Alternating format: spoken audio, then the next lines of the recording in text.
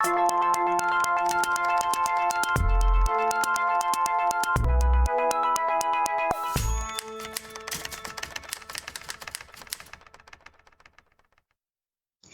there, welcome to BloombergQuint. You're watching the fine print.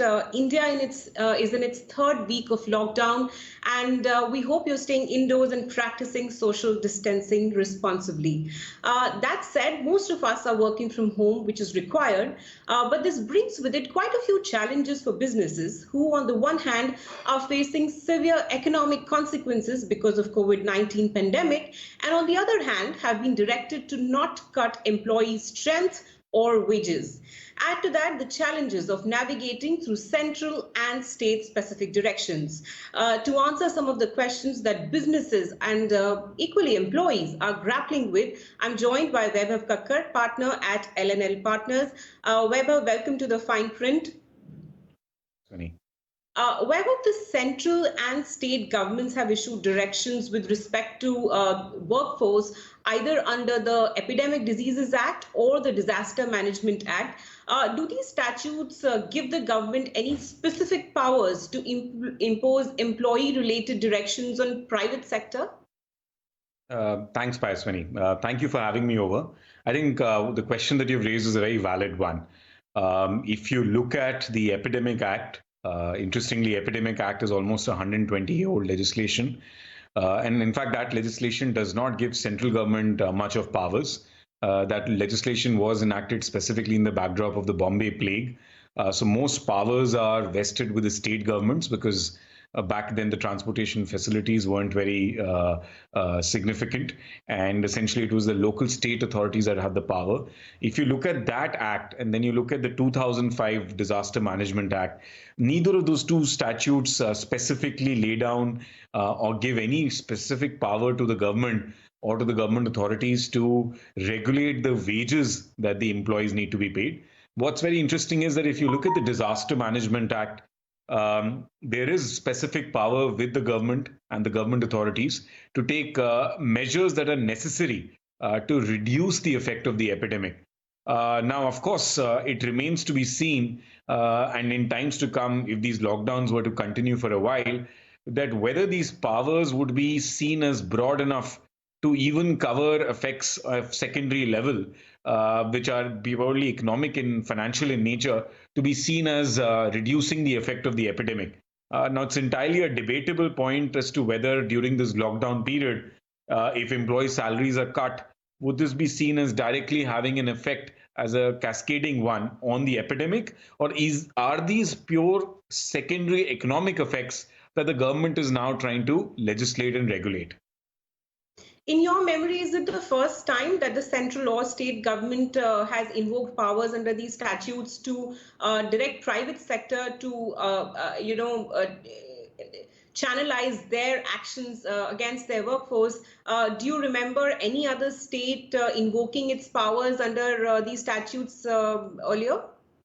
So again, a very good question. I think if you look at historically, Epidemic Act have been invoked in the past. When it came to a plague-like situation in Gujarat, when certain kind of virus strains did affect Kerala in the past, H1N1, Epidemic Acts were invoked. You've also seen the Disaster Management Act being invoked in the past. When particularly there was a cyclone in Odisha and so on and so forth.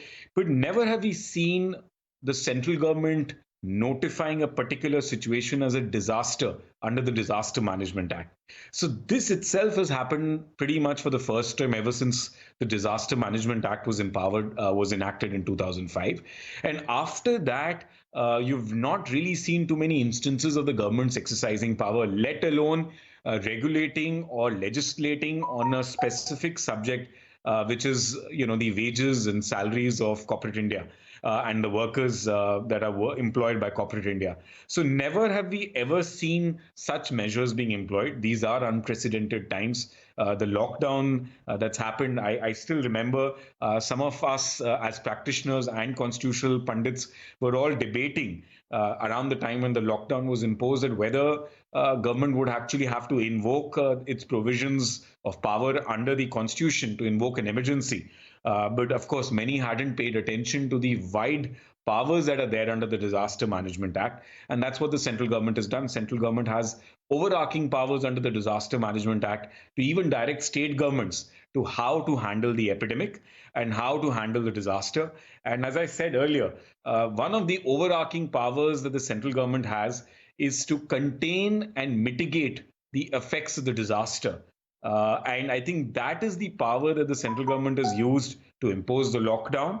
And in times to come, it is against this exercise of power that all these measures that the government has taken, for instance, the direction that they've passed to mandate that corporate India should not reduce salaries and wages of its workers, whether that measure would be seen as a case of excessive delegated legislation or whether that will be seen as something which is direct as a consequence of trying to reduce the disaster. There are both sides of the story. One side of the argument would be that at a time like this, where government expects everybody to be in shutdown state except essential industries, if employees and workers' salaries were cut or employees or workers were forced to go on leave, then that will deepen the crisis. And that will deepen the economic crisis associated with the pandemic. The other side of the story is that ultimately the powers of the government are purely to contain the effects of the epidemic and the epidemic itself. Second level economic effects is essentially trying to pass the burden of the state to manage the epidemic onto the private sector. And if you look at corporate India, virtually over the last 20-25 days, the fixed costs are pretty much the same, and revenue has either gone down significantly or has virtually become nil. So in a situation like this, I think it is, a loss for corporate India at the moment. But we do hope that there is light at the end of the tunnel eventually. Sure. Vaibhav, obviously, it's hard to argue against the impact on corporate India as a result of this pandemic. But let me come to the specific directions issued by the central government. The Ministry of Home Affairs has directed all states to mandate that employees or rather employers in all industries, shops and establishments must pay their workers without any deduction during the period of lockdown. From the language of what the Ministry of Home Affairs has put out, what category of employees would be covered to your mind under this direction? So, one will actually have to take a step back and go back into a little bit of more history of what transpired over the last few weeks. Initially, the central government on 20th of March, the Labour Ministry in particular, issued an advisory to all employers in all labour departments across the country, articulating that at a time like this, if wages were to be cut or salaries were to be cut or employees were forced to be were forced to be considered on being on leave, that will deepen the crisis. And therefore, at a time when industries are to be mandatorily shut down, at a time like this, employers must ensure that there is no deduction in salaries and there are no layoffs. Now, that was a more like a general advisory that was issued by the central government. It did not have a mandatory effect of law. However, subsequently, as I mentioned earlier, state governments have very wide range of powers under the Epidemic Act. If one was to look at the Epidemic Act, it's a 4-section statute which essentially gives all the power to the state government to manage and control the epidemic if they believe that the laws of that relevant point in time are not enough to control the epidemic. Under that statute, different state governments reacted differently. So you had states like Delhi, which issued a mandatory directive to say all categories of employees, Vaibhav, I'll come to the state-specific actions in just a bit, but purely by the language of what the central government has put out, are we to understand that all categories of employees are covered as per the central government notification, whether it's, labor law lawyers try to call it, the white-collar employees, the blue-collar employees, those on contract, those on outsourcing contracts, are all of them covered under the ambit of the central government notification? So specifically, if one was to look at the central government notification that got issued last Sunday, that's very specific to workers. And while, if one was to sort of, trace back the construct of the term workers, you wouldn't find too many legal meanings and connotations of it. What is understood under law is a construct of a workman. And I think if one was to look at the backdrop in which that notification was issued, it was essentially to stem the flow of migration of poor workers across the country, where the migration was taking place in big numbers, and the central government stepped in to check that. I think in that backdrop, if one was to look at that notification and the language they've employed in there, it states the word workers, and one is, most practitioners are presuming that workers is essentially meant to cover workman category. So it's essentially blue collared and not white collared, not professional, managerial, or administrative capacity employees. It's purely meant to cover workers. Okay, so let me now move to the state-specific notifications that you've also alluded to. Maharashtra, Delhi, Haryana, Uttar Pradesh, Karnataka, Telangana have all issued advisories to private sector, Vaibhav. And the language of these sort of notifications says that, private sector is advised to do this. You're advised to, count this period of lockdown as people on duty.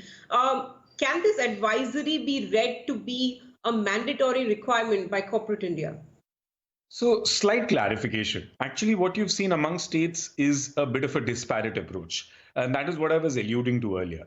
If you look at states like Delhi, they have notified these issues under the epidemic regulations. And they have actually specifically covered that all categories of employees should not be laid off during this lockdown period. Plus, it further goes on to say that there ought not to be any reduction of wages. Now, this is a mandatory directive, not in the form of an advisory under the epidemic regulations. And if anybody was to violate these directions, similar to what the central government has said under the Disaster Management Act notification, any violation would result in potential of criminal prosecution under Section 188 of the Indian Penal Code, which is not following the directions of a public authority. So Delhi, for instance, has issued a mandatory directive. What Telangana and Andhra Pradesh did was even more interesting. They did not notify this change under the epidemic rules and regulations. What they did was they actually amended the shops and establishment legislations of their respective states to actually make this as a mandatory rule for this time period. Whereas states like Maharashtra, Haryana, and some of the others have issued advisories. And they are not meant to, of course, therefore have a binding enforceable effect. So we've had several corporate clients located, having factories located in states like Maharashtra, who have gone and discussed with the labor authorities. And the view that, of course, is emerging is that they have not issued a mandatory directive, and it is in the nature of an advisory. And therefore, the rules and the interpretation thereof has to be only understood in that context. Of course, subsequent central government mandatory notification for the whole territory of India to apply for the workers category did cause more confusion, and at least at the same time gave clarity to corporates in those states where there were pure advisories that at least insofar as the workers category is concerned, they will have to follow the mandatory directive of the central government. Okay, so if I were to understand this distinction clearly, the central government notification is, of course, applicable to all of India, and that uses the word workers. So if I were to go by the interpretation that you were drawing, that it's meant for blue-collar employees, then people in the managerial or administration capacity in states where only advisories have been issued can be laid off if the employers choose to do so. Absolutely. Your understanding is correct that in those states where they are pure advisories and they are looking at laying off white collar employees, then technically at the moment as we speak, given the laws, so long as the relevant contractual provisions are complied with, employer should be in a position to be able to either lay off employees or reduce their salaries. I do also want to bring up one more point, Payaswini, is that if one was to carefully look at these state notifications, what had actually transpired was that the week preceding the lockdown at the central level, a lot of states had themselves put their respective territories under their jurisdiction on a lockdown phase any which way. So respective states had already issued lockdown notifications a week earlier or a few days earlier, and under those notifications had laid down the restrictions of the kind that I just discussed. Now these notifications were meant to be valid up to the relevant period of the state lockdown, which was till March 31. And in the interim time period, the central government came up with a national lockdown. Now, some states have actually extended their directions that were there under the state lockdown, which are all meant to expire around the period of 31st March, beyond 31st March, for such further period as the government may have notified. So, for instance, Delhi has extended that notification. Some states haven't. So, I think what would be worthwhile, and I know this gets into a lot of technical legalese, but a lot of corporates in India will actually have to also get legal advice that in their respective states, wherever there were even mandatory notifications, have they been extended? Because my reading and our research suggest that in some states, although those rules were there, but they were only applicable up till the state lockdown, which were all ending somewhere at the end of 31st March. So there haven't been further extension on those notifications thus far. So that's another angle to sort of also evaluate. But your understanding is right. A lot of our clients have reached out, which are unfortunately in a difficult situation where whether they are into facility management, whether they are into other kinds of services, where of course their revenue in turn has completely come to a halt. They have been nudging their white-collared and their senior level employees to agree to some sort of a cut in their salaries for this interim time period. Vaibhav, this would also create issues for businesses who have a footprint beyond one or two states, right? Because you have a central government notification that, in your interpretation, is applying only to blue-collared workers till April 14th. Then you have these state-specific directions. Could it be that states who have just, let's say, issued advisories or maybe have not extended those specific notifications, those employees could get a raw deal in all of this legalese? Absolutely. I think there needs to be a little more clarity by the central government. One hopes that we all know by now that the lockdown in some or the other form will continue beyond 14th April. And what would be very useful is if central government was to now step in and lay down uniform rules, because a lot of corporates are present across multiple states, and it's really difficult to keep a track of how different governments are interpreting their own position on the issue. And what we're also, of course, seeing as has been happening, and it's a bit unfortunate. And while I will laud the government, the central government and the state governments for having really taken Herculean measures to contain this epidemic, and one can't stress enough of the kind of good measures that the governments have taken. So all for them. But at the same time, I think some more clarity is required, because what's also happening is that the relevant authorities are laying down certain kind of rules in their notifications and in their directions, but on ground, the labor officers, the state authorities are also interpreting them very differently, very loosely. And I think, therefore, around the time when the government decides to extend the lockdown in some or the other fashion, some uniform set of rules which are applicable for entire country would be useful. And I did hint at what I was saying earlier, Payaswini. I think what's right now happening, that in fact the Supreme Court has also gone one step further yesterday, where it has declared that even private laboratories should not be charging for COVID test, and it should all be free. And they've actually ended up making an observation that in times like these, even private sector organizations should be indulging in philanthropic activity to contain a calamity of this nature.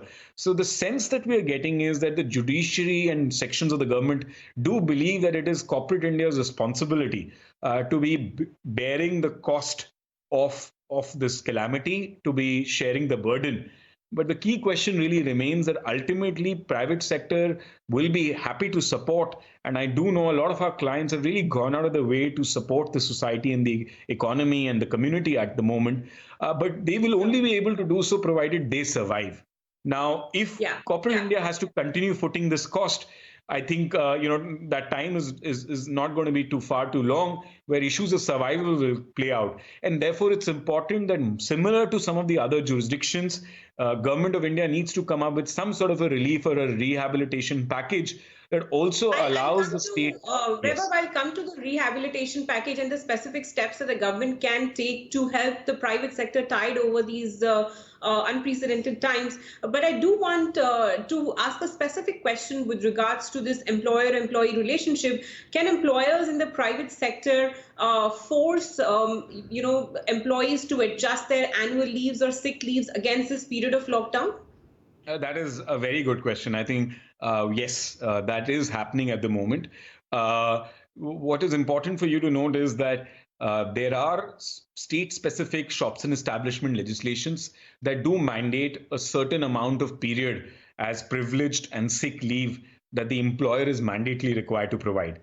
Now, what has also happened is that in certain states, the authorities have gone as far as saying is that during the period of lockdown, when the establishments are shut as a result of the direction of the government, then during this period, the employees will be deemed to be on duty. Now, insofar as those states are concerned, to count this period towards privilege and sick leave may not be possible.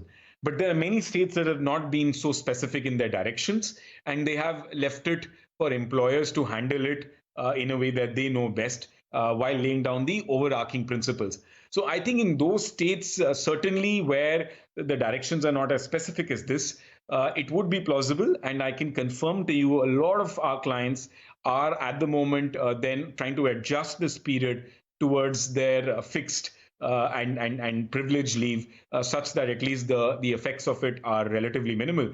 If even if you were to look at the judiciary, what the courts have done is at the moment they've said that this period will be counted towards the summer vacation that the courts mandatorily take, and such that the courts can then resume around 5th of June, assuming things get better. While of course for emergency and urgent matters, they are allowing the courts to function in a brief way. So I think therefore one can pick up a trend that a lot of employers will try and utilize this avenue, and they are at the moment, except for those states Okay, where the all rules right. are that. Final question, Vaibhav, then, are there any reliefs that the government immediately can, announce specifically with regards to the economic burden that the private sector has been asked to bear with regards to the workforce? Are there any tax breaks or rebates that the government can announce to help the private sector? I think we are, through various industry bodies, in touch with the government and also directly. And we have been discussing with them as to how they can allow corporate India to at least have the relevant economic resources to continue paying salaries and wages during this period. And some of the measures that have been discussed is, of course, just like how the government announced yesterday in the context of direct tax. Similarly, a lot of corporates are awaiting their GST refunds. And so, if there is an expeditious way for the government to provide GST refunds, also provide some sort of a facility through public sector banks and other banks where corporates can borrow working capital facilities against those potential refunds of GST, provide additional tax breaks during this period, then the corporates may be able to get that liquidity to be able to fund the salaries and wages of the employees. So enhanced tax breaks for salaries paid to workers and employees, in addition to expeditious refunds and ability to obtain finance from banks against those GST refunds, will go a long way in providing liquidity to corporate India for the next few months. One additional point I just want to highlight is something that we've been discussing with the government is that a lot of corporate India is in massive disruption phase at the moment. A lot of corporates have tied up to various contractual obligations under various contracts. And a lot of their counterparties may end up suing them for lack of performance. And this may lead to a lot of litigation, a lot of confusion, and a lot of time and resources may get spent up in litigation.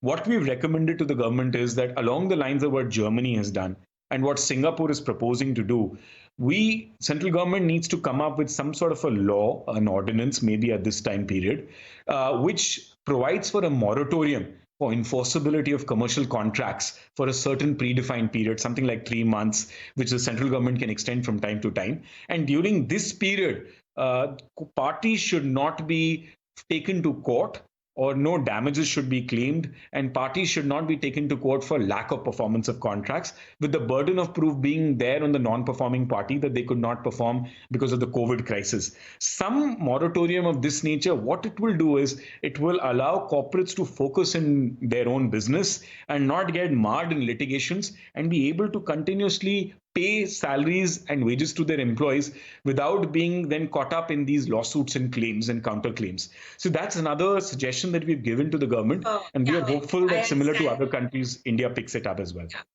Yeah, enforcement of contracts, of course, Vaibhav, is a separate discussion that will require an entirely different show. But just from the point of view of workforce challenges, any specific interactions with the labor commissioners where you would like the government to give some guidance? Absolutely. I think right now at the moment, a lot of labor commissioners are at the moment identifying corporates where there have been layoffs, salaries have been reduced, and are virtually waiting for things to become normal before they were to launch criminal prosecution. That's the sense we get on the ground. So it's important that the government, comes up with a uniform set of guidelines, also recognizes that there was confusion up till now, and therefore gives a bit of a olive leaf to corporates thus far, such that we don't see reactionary steps once things become a little normal. And once there are certain uniform set of rules, only then go about enforcing them in a consistent manner. Sure. Final question then, Vaibhav. What happens when this lockdown gets lifted, assuming on April 14th it doesn't get extended? Maybe there are state-specific, extensions. What happens if once the central government lockdown lifts up? Can we see mass, layoffs across industries? Yes, I think a lot of corporates are keeping an eye on the expiry dates of these notifications, and corporates that would not be in a position to fund their the salaries and wages of their employees will look at some sort of layoffs during this time period post lockdown. But I think what I'm aware is that the government is of course alert about this. And prior to the expiry of the lockdown, they are likely to extend some of their directions for such further time period as the lockdown remains, or in whatever form or whatever staggered manner they decide. So I do believe that the government will be one step ahead of most of the employers in that sense, and will extend the applicability of these notifications before they actually expire, which may also include these measures. Okay. Vaibhav, thank you so much for throwing some light on the challenges that private sector is grappling with regards to their workforce, and also measures that the government can take to help corporate India tide over these difficult times. Thank you for joining us here on The Fine Print, and thank you so much for watching.